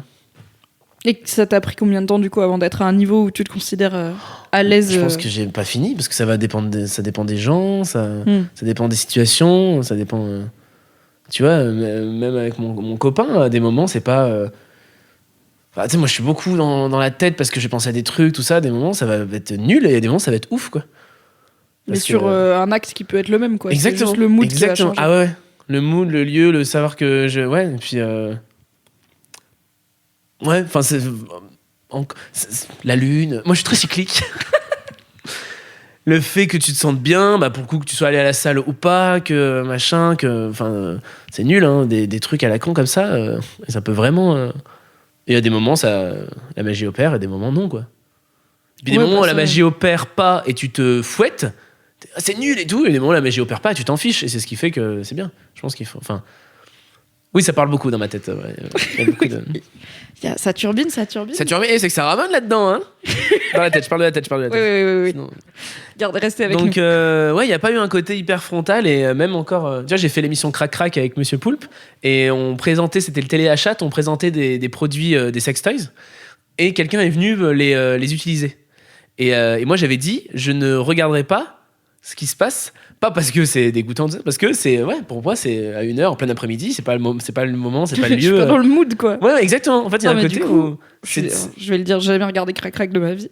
Il y a une meuf qui est venue s'insérer des sextoys dans le vagin en vidéo. C'était une meuf, et moi, c'était un homme qui s'est fait gonfler la bite, qui a mis un gonfleur de bite. Et j'étais à 1 mètre de cette personne. C'est quoi un gonfleur de bite? C'est je pensais genre être à peu près au point, tu vois, mais là je crois que c'est une pompe à bite. Ah, une machine, souvent c'est des stripteaseurs qui utilisent ça. D'accord. Parce qu'ils vont pas bander. Oui. Et donc du coup, tu mets ça, t'actionnes, ça aspire l'air, du coup ça congestionne. Et après, si tu veux garder l'érection, normalement tu mets soit un élastique autour à la base du sexe, je pense, pour que ça tienne, sinon après oui, sinon ça se dégonfle. Alors en tout cas, voilà, exactement. Et après, c'est parti, t'as un sexe turgescent. Ok, et du coup, tu voulais pas voir ce monsieur ouais, mais pas... Ouais, parce que faire gonfler la tub comme ça à 14h12. Exactement, quoi. à 14h, avec Monsieur Poulpe à côté de moi. Et du coup, c'était très drôle parce que du coup, je regarde constamment la caméra en me tenant l'oreille comme si c'était une oreillette en disant « Alors, qu'est-ce que vous voyez ?» J'irai voir, ça a l'air très marrant. Ok, je connaissais l'équivalent pour les vulves, mais je m'étais jamais dit on pourrait aussi en faire pour les pénis. Ah, il y a des gonfleurs de vulves? Oui. Mais c'est pas ultra répandu comme truc. Ouais, parce que je vois pas, ça doit être une sacrée machine. C'est une genre de coupelle que tu mets sur la vulve et ça fait un appel d'air. En fait, ça fait du vide. C'est le même système, je pense. Exactement. Et après, bon, il y a moins de... Je veux dire, le sexe, le pénis... Gonfler un pénis, tu vois tout de suite l'idée de ok, un gros pénis c'est mieux qu'un pénis moins gros et tout dans l'imaginaire collectif. Bon, personne n'est là en mode il vaut mieux avoir une grosse chatte, tu vois, c'est pas un truc qui existe, mais il y a des gens dont c'est. Oui, voilà, il y a des gens dont c'est le kink, il y a des gens que. Et puis apparemment, du coup, t'es plus sensible parce qu'il y a un afflux sanguin et tout. Peut-être. Mais c'est pas aussi répandu que les rabbits ou les vibros, ou les. Tu vois, ça reste assez niche, je pense. Ok. Donc tu connaissais pas le. Mais je connaissais pas le gonfleur à bite. Gonfleur à bite. J'adore ce podcast de la culture. T'as tu sais, les pinces tétons, c'est pareil. C'est des trucs, en fait, c'est un peu un appel d'air, c'est comme des grosses ventouses, tu mets ça sur les tétons, et du coup, ça fait gonfler. Ça fait gonfler tes tétons. Quand t'enlèves, c'est plus gonflé. Ok.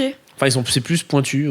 Donc, les stripteaseurs qui ont les tétons qui pointent un gros paquet ne sont peut-être pas 100% honnêtes avec leur clientèle. Beaucoup d'appels d'air, il y a eu. Okay. Beaucoup d'appels d'air, on peut pas les enlever. Vous le saurez la prochaine fois que vous irez au Chip and Dale. Ouais. Il faut pas croire tout ce que vous voyez. Bande de coquins. Les coquinous. Les coquinous, là. Coquinette, coquinou.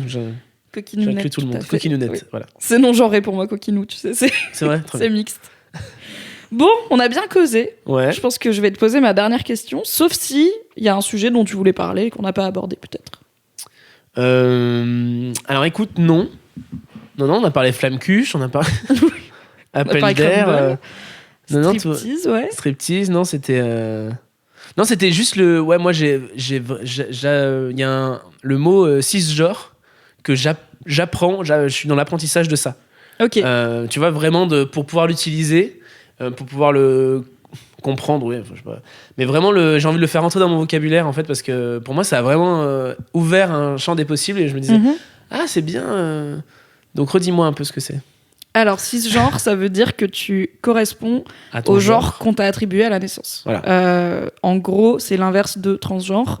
Donc, Ouais. les personnes transgenres, à la naissance, on a vu leur appareil génital et on a dit, bah, t'es un garçon ou t'es une fille. Oui. Et en grandissant, ces personnes se sont rendues compte que non, généralement, elles sont l'inverse. Parfois, elles peuvent être non-binaires, donc ne pas s'assigner à un genre binaire. Ouais. Mais la plupart du temps, ça va être quelqu'un qui est né avec un pénis et qui dit, en fait, je suis une femme, ou l'inverse. C'est pour ça qu'on disait au début que tous les hommes n'ont pas de pénis et que la question qu'est-ce que c'est être un homme, réponse c'est avoir un pénis. C'est un petit peu ça exclut du coup pas mal de personnes. Les hommes trans. Et du coup cisgenre c'est juste ça. En fait, le terme il existe aussi pour éviter de dire il y a les transgenres et les personnes normales, tu vois, parce que c'est pas anormal, c'est pas dans la norme, dans le sens c'est pas la majorité. Mais c'est aussi pour avoir un mot qui définit, voilà, tu corresponds, la majorité des gens correspondent au genre qu'on leur a attribué à la naissance, ce qui veut pas dire qu'elles vont pas faire un chemin de réflexion sur ce genre comme tu le fais, comme je le fais. Et c'est là où le bas blesse, c'est là où je m'interroge, c'est que du coup comment ça correspond? Ça veut dire quoi correspondre à son genre? Bah, c'est la grande question. Après, ça veut dire tout ce que me donne la société en me disant... Non, ça veut pas dire que, ok, t'as décidé que tous les caractères virils et masculins te correspondent. Et voilà. Ça veut dire que... Je pense que c'est juste... Mais en fait, c'est un peu comme être homosexuel ou hétérosexuel, tu le sais, tu vois. Tu le sens. Ouais. C'est une souffrance. C'est comme si demain, tout le monde t'appelait madame et parlait toi au féminin. Ouais. Ça te ferait chelou, alors qu'en vrai, ça change rien à ta vie. Okay. Parce que, en fait, ton genre, c'est masculin. Et c'est pas un truc qui est ça, scientifiquement si 100% expliqué, ouais, tu vois. Il y a D'accord, ok. Il y a des études où apparemment, il y a une partie des personnes trans qui ont un développement cérébral différent qui pourrait expliquer, genre, très concrètement, très physiquement, pourquoi il y a... Donc ça s'appelle une dysphorie de genre, quand tu as un rapport à ton genre qui ne correspond pas à celui qu'on t'a assigné. Et ça crée beaucoup de souffrance. Et en gros, la transition est un remède finalement à cette dysphorie de genre, puisque c'est le moyen le plus simple d'être épanoui et de ne plus souffrir, c'est de ressembler au genre que tu as dans ta tête. Une dysphorie de genre, ça va être typiquement si t'es un homme trans, donc tu te sens homme, mais tu as une vulve par exemple, ça va être très compliqué pour toi d'avoir tes règles. Ça va pas être un truc avec lequel t'es bien parce que c'est un marqueur féminin. D'accord. Ou d'avoir les seins qui poussent à la puberté, ça va être quelque chose qui te perturbe très profondément, plus que bonjour madame ou bonjour voilà, monsieur. puisque tout le monde qui peut être perturbé à la puberté, ça peut être il y a beaucoup de suicides chez les personnes trans et tout, parce que c'est très très douloureux d'avoir un corps où dans ta tête t'es là, c'est pas le corps que je suis censé avoir, mais c'est très dur à comprendre. Non, c'est génial quand tu le ressens pas. Oui, bien sûr, oui. Même moi là, je te dis ce que j'ai lu. Oui, tout à fait. Mais tu parles de physiquement, et du coup ça me, je dis pas que la réponse me va mieux, mais ça donne un éclairage plus que tu vois. Parce que moi, par exemple, tu vois, quand j'étais enfant, j'écrivais des histoires dont j'étais le héros, mais c'était une fille qui parlait. C'était toujours une narratrice, en fait. Et c'est ce que j'aimais dans les chairs de poule, parce que les chairs de poule, c'était toujours jeu, mais ça pouvait être un homme, une femme, un enfant, une enfante. Enfin, oui. Une infante espagnole, on sait pas pourquoi. N'importe quoi. Non, mais voilà. Et du coup, c'est pour ça que tu me demandais si on pouvait parler. Enfin, à un moment, quand tu m'as dit on va faire un podcast sur la masculinité, il y avait juste cette notion que j'avais envie d'aborder de ce côté. Jusqu'à quel point tu dis je suis pas en accord, est-ce que c'est juste les modèles qui sont autour de moi en disant ça m'attire ou j'ai envie d'en être ou ça peut être après ça peut être c'est aussi un chemin, n'est-ce pas? T'as un mec comme Bilal Hassani qui est venu dans le podcast, il a une présentation sociale qui est souvent très féminine, même pas juste efféminée, mais enfin je veux dire, si tu sais pas, tu peux le prendre pour une femme, mais il se genre pas au féminin, et pour lui c'est clair qu'il est un homme homosexuel, tu vois. Et en fait ça peut être comme ça toute sa vie, ça peut osciller vers peut-être une transition plus tard ou pas, mais tu peux et de l'autre côté tu peux avoir des personnes trans qui sont beaucoup moins à l'aise avec le fait de mettre des marqueurs féminins, tu vois, c'est un chemin, et tu peux pendant 20 ans dire en fait je suis un mec efféminé, et 20 ans après dire en fait je suis une femme, et tu parlais tout à l'heure de RuPaul's Drag Race, qui est une émission que j'aime bien, donc c'est des hommes qui font du drag, donc qui se déguisent en femmes, mais de façon ultra bien faite. Enfin, moi, chaque épisode, je suis là, what the fuck, comment ils sont plus bonnes que moi, qu'est-ce qui se passe? Enfin, non, mais c'est un boulot de dingue. Ouais, et il y en a magnifique, plusieurs qui finissent par transitionner vers le genre féminin. Et en fait, le fait de faire du drag, c'était aussi un chemin vers accepter cette identité féminine. Donc c'est ça aussi, c'est que c'est pas, le genre est pas ancré dans le marbre. Oui. Et... Oui, c'est pas t'es comme ça ou t'es comme ci. Oui. Mais c'était c'est ça que j'avais envie de comprendre. Voilà. Bah merci. J'espère ne pas avoir dit de bêtises. Corrigez-moi dans les commentaires si j'ai fait des approximations. Oui, mais bienveillant si vous corrigez. Bienveillant toujours. Même la communauté du Boys Club est très très chouette, très très bienveillante. Bonjour, merci de m'avoir écouté. C'était cool. Je pense que les gens seront très contents. Ouais. Je t'enverrai le best des commentaires. Ah ouais, ça sera avec plaisir. Yes. Toujours sur est-ce qu'on m'aime, faut arrêter mais avec oui, ça. on t'aime. Dites à Alex que vous l'aimez dans les commentaires. Non, pire. Le mendiant de l'amour. Ça va, c'est moi qui fais la charité pour toi. Je vais passer le chapeau. Terrible. Non. Mettez des Soyez détachés. Moi, j'ai apprécié. Pas tout, mais il mérite de vivre. Ce n'était pas le pire moment de ma vie d'écouter cet homme. Voilà. Et du coup, ma dernière question que je pose à chaque invité, c'est est-ce que tu as une idée de mec, réel ou fictif, qui représente pour toi une vision positive de la masculinité? Ouais, j'ai réfléchi un peu à cette question. Et moi, je pense à 2 personnes. À 2 mecs réels ou fictifs. Non, je pense à Ezra Miller. Yes. Parce que il est magnifique, mais ça c'est pas le premier argument. Non, en fait, il y a un côté très queer, et j'ai découvert des photos de lui avec des looks magnifiques, ni masculins ni féminins, sur des tapis rouges, donc sur des représentations du cinéma. On va présenter des avant-premières. C'est un peu les mecs en costard, les filles en robe à paillettes. Les mecs qui sont tout le temps en pingouin là. Exactement. Et là, des choses très étranges et tout. Et en fait, j'ai compris que c'était pas finalement son vrai compte, c'était un fan club. Donc il y avait beaucoup de photos de lui. T'as envoyé des DM, t'étais là. Non. Ah, je sais même pas. Et vraiment, du coup, ça m'a fasciné. Et je suis pas très fan dans l'âme, ou j'ai pas su vraiment en disant. Et là, en me disant. Et ça reste un acteur qui fait des films, tu vois, qui est dans des films de super-héros. Tu vois, il a fait Flash. Et donc, du coup, toute cette espèce de carrière m'intéresse, et en me disant. Si en fait c'est toujours ça pour moi, c'est toujours un peu l'avenir. Si un jeune garçon qui se sent queer, différent, pas forcément gay, mais tombe sur Ezra Miller, va dire moi j'aime bien le mec qui fait Flash, donc auprès des beaufs ça passe hyper bien. Lui il sait très bien pourquoi il le kiffe. Il y a un côté, et c'est ce que je voulais aussi créer avec mon spectacle, et même cette espèce de en fait on n'est pas en dehors de la société, on est dans la société, et on est dans le game, et en fait ça fait partie du truc. Et c'est pour ça que je parlais de RuPaul's Drag Race, qui est dans Netflix, implanté de ouf, parce que c'est pas j'ai tapé une vidéo pirate pour trouver. Et voilà, et je trouve que Ezra Miller il a ce côté acteur bankable, hyper queer. C'est marrant, parce que ça rejoint exactement notre discussion de juste avant sur le genre, parce qu'Ezra Miller a dit il y a pas très longtemps qu'il s'identifie comme non-binaire. Donc il s'identifie pas comme homme ni comme femme. Il est non-binaire, ce qui veut dire ce qui peut avoir une définition plus spécifique selon les gens. Mais du coup, ça explique aussi, je pense, ses outfits qui sont, il est pas habillé en femme, il est pas en costume 3 pièces comme tous les autres acteurs. Il va claquer une jupe avec un nœud papillon, des trucs comme ça, où t'es là. Exactement. Peut-être c'est ça le futur. C'est ça le futur, c'est le sensiblement viril plus. Finalement, moi je parlais d'oxymore. Est-ce que finalement ça voulait pas dire non-binaire mon spectacle, sensiblement viril? Peut-être. Finalement, c'est bien. Et Baptiste Le Caplin, parce qu'il y a une espèce d'humour et de fragilité qui est hyper masculine, qui est hyper.